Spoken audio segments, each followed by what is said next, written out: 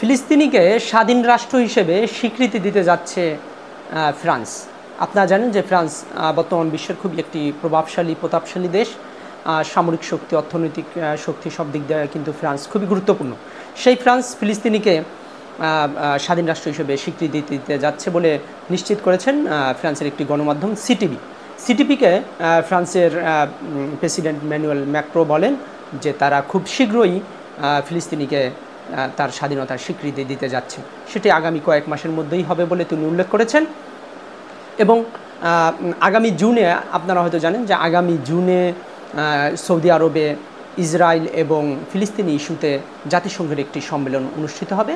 সেই সম্মেলনেই হয়তো ফ্রান্স তাদের যে স্বীকৃতি ফিলিস্তিনের প্রতি সেটি ঘোষণা করবেন বলে আশা করা যাচ্ছে। ফ্রান্সের এই স্বীকৃতি কিন্তু ফিলিস্তিনের জন্য খুবই গুরুত্বপূর্ণ, কারণ ফিলিস্তিনি এখন যেভাবে গণহত্যার শিকার হচ্ছে ইসরায়েলের কর্তৃক, তো ফ্রান্স এই ধরনের একটি ঘোষণা যখন দিবেন তখন ফিলিস্তিনের প্রতি সারা বিশ্বের থেকে কিন্তু একটা চাপ আসবে এবং অন্য অনেক দেশ যারা এখন পর্যন্ত ফিলিস্তিনিকে স্বীকৃতি দেয়নি তারাও কিন্তু এগিয়ে আসবে।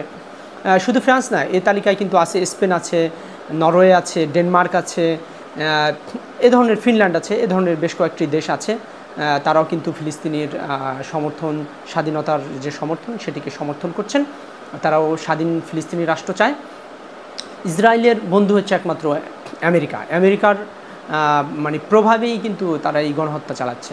তো ইউরোপ থেকে যদি এ ধরনের একটি ঘোষণা আসে সেটি আমেরিকাকেও চাপে ফেলবে, ইসরায়েলকেও চাপে ফেলবে এবং সর্বোপরি মুসলিম বিশ্ব যদি এই যে ফ্রান্সের যে উদ্যোগ এটাকে কাজে লাগাতে পারে এবং তারা যদি ঐক্যবদ্ধ হতে পারে, ফিলিস্তিনির প্রতি ইসরায়েলের যে গণহত্যা সেটি বন্ধ হবে এবং ফিলিস্তিন একটি স্বাধীন সার্বভৌম রাষ্ট্র পেতে পারে বলে আন্তর্জাতিক বিশ্লেষকরা কিন্তু তেমনটি মনে করছেন।